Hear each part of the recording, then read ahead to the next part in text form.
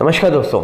लोगों की इंसानियत इतनी गिर चुकी है, उनकी मानसिकता इतनी गिर चुकी है कि आज एक बाप जो अपनी बेटी के साथ साथ अपने बेटे के साथ भी गलत कर रहा है। और आपको बता दिया जाए, 12 अक्टूबर को दोपहर करीब 1 बजे एक माँ अपनी 17 वर्षीय बेटी को लेकर ललितपुर के कोतवाली पर जाती है और वहाँ के थाने के इंस्पेक्टर को एक लेटर देती है 2 पेजों का। और वो लेटर देखते ही इंस्पेक्टर रोने लग जाते हैं। वो एसपी को कॉल करते हैं। एसपी सुनते ही वहाँ पहुँचते हैं और दोनों की आंखों में आंसू होते हैं, सोचिए। जिसके बाद वो बेटी के सामने तो नहीं रोते, पर बेटी से जब पूछते हैं कि हुआ क्या उसके साथ, तो बेटी ने जो बताया वो सुनने के बाद शायद आप भी रोने लग जाएंगे। बता दिया जाए आपको, आज की सच्ची घटना निकल के आ रही है यूपी के उत्तर प्रदेश के ललितपुर के पास से।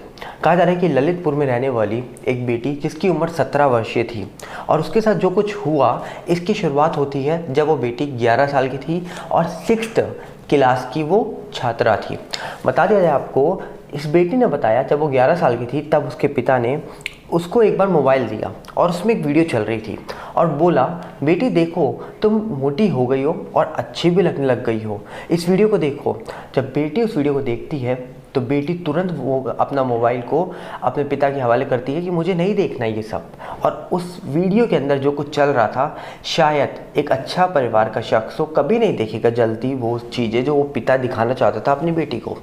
जिसके बाद कहा जा रहा है कि बेटी ने जब ये मोबाइल पीछे की ओर किया तो उस पिता ने जबरन अपनी बेटी को मोबाइल दिया और बोला, इस वीडियो को देखो। आंखें दिखाकर बोला और ज़बरदस्ती उस वीडियो को पूरा उस बेटी को दिखाया जो उसकी खुद की सगी बेटी थी। जिसके बाद कहा जा रहा है कि ये सब दिखाने के बाद जानबूझकर उस बेटी के सामने वो चीज़ें खोलता रहा और वो एक वीडियो थी जिसको हम शायद पॉर्न वीडियो बोलते हैं। इसके बाद कहा जा रहा है कि अगले दिन ही वो अपनी बेटी के लिए लेकर आया नए कपड़े और एक अपनी मोटरसाइकिल में उसको बैठाया, नए कपड़े दिए, ये पहनो, मैं तुम्हें मोटरसाइकिल सिखाऊंगा। मोटरसाइकिल सिखाने के बहाने अपनी बेटी को वो लेकर जाता है महेशपुरा के खेतों के पास और वहाँ पर अपनी सगी बेटी के साथ वो बाप जो ललितपुर उत्तर प्रदेश का रहने वाला है, वो उसके साथ वो करता है जो बताते हुए भी मुझे शर्म आ रही है। इसके बाद कहा जा रहा है कि ये सब करने के बाद उसकी बेटी दर्द में थी, वो बोलती रही पर वो नहीं रुका। जिसके बाद कहा जा रहा है कि उसने ये बोला, अगर ये बात तुमने घर पे अपनी माँ को बताई तो तुम्हारी माँ भी बहुत दूर चली जाएगी और वो वहाँ से कभी लौट कर नहीं आएगी।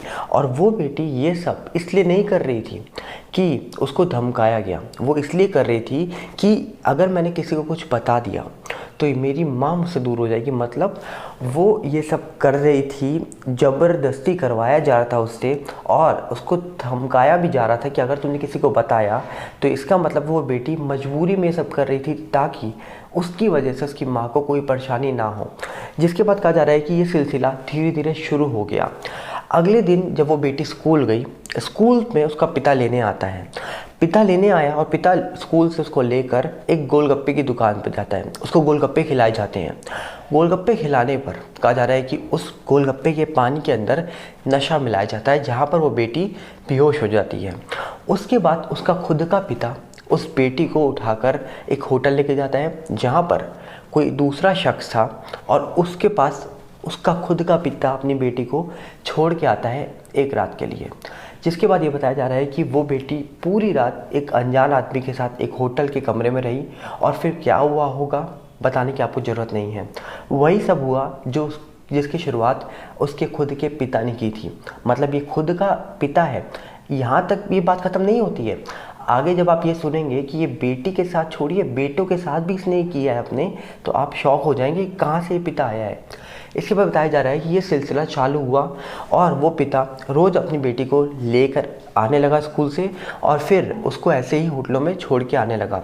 रोज़ नए होटल, रोज़ नए लोग और ये सब करवाने वाला खुद उसका पिता। जिसके बाद ये कहा जा रहा है कि उस बेटी के साथ ये सब जो हो रहा था उसको चुप कराने का साधन उसने ढूंढ लिया था उसके पिता ने कि अगर वो किसी को कुछ बताती तो वो उसकी माँ और खुद की पत्नी को ख़त्म कर देता या बहुत दूर भेज देता। ये सब बोल बोल कर उसने उस बेटी से वो सब कुछ करवा दिया।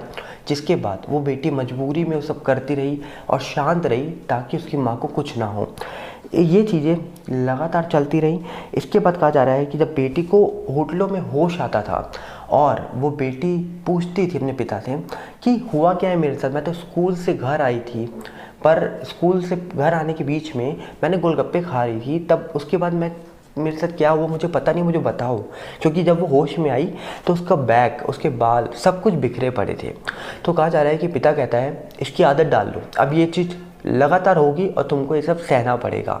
और ये जब बात उसने बोली पिता ने, तो बेटी समझ गई कि ये जो चीज़ें हो रही हैं अब ये लगातार होंगी, और अगर नहीं करूँगी तो ये शख्स मेरी माँ के साथ बहुत कुछ कर देगा। इसी चक्कर में इस लगातार चीज़ें चलती रहीं। और सोचिए ये चीज़ें शुरू कब हुई, जब वो बेटी 11 साल की थी। आज वो 17 साल की है। 11 साल से ये चीज़ें होनी शुरू हुई थी और 17 साल तक, मतलब 6 साल उस बेटी ने सब कुछ सहन किया। और 6th क्लास में थी वो जब उसके साथ ये सब होना शुरू हुआ था।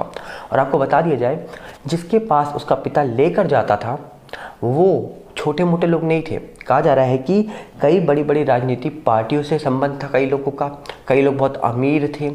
दूसरी साइड कहा जा रहा है कि बेटी का दर्द कोई नहीं समझ रहा था, पर बेटी की माँ कई बार पूछती थी। उससे पहले तो कहा जा रहा है कि बेटी की माँ को भी वो आदमी, उसका खुद का पति, कुछ बेहोशी की चीज़ें देकर रखता था। क्योंकि बेटी जब घर लौटती थी तो उसकी माँ हर बार नशे की हालत में या फिर बेहोश मिलती थी।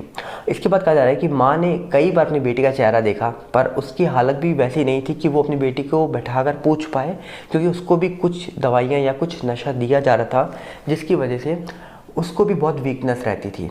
पर कहा जा रहा है कि बेटी ने माँ के पूछने पर एक बार ये कुछ भी बताया नहीं। बेटी लगातार माँ के सामने थी, माँ पूछ रही थी क्या हुआ है, क्योंकि माँ हमेशा आपका चेहरा पढ़कर कुछ भी समझ जाती है। पर बेटी ने कुछ नहीं बताया, क्योंकि बेटी को पता था अगर मैं माँ को बताऊंगी, माँ कोई एक्शन लेगी और फिर ये शख्स मेरी माँ के साथ कुछ कर देगा। पर कहा जा रहा है कि बेटी ने माँ को ना बताकर अपने भाई को बताया, और भाई को बताने के बाद भाई ने पूरी बात सुनी, और फिर भाई ने भी वही कर दिया जो उसके बाप ने और उन लोगों ने किया जो होटलों में थे। इसके बाद वो बेटी जाती है अपने ताऊ के पास, ताऊ जी के पास जाती है कि ताऊ जी मेरी मदद करेंगे। ताऊ जी ने पूरी बात सुनी, फिर ताऊ जी ने भी वही कर दिया।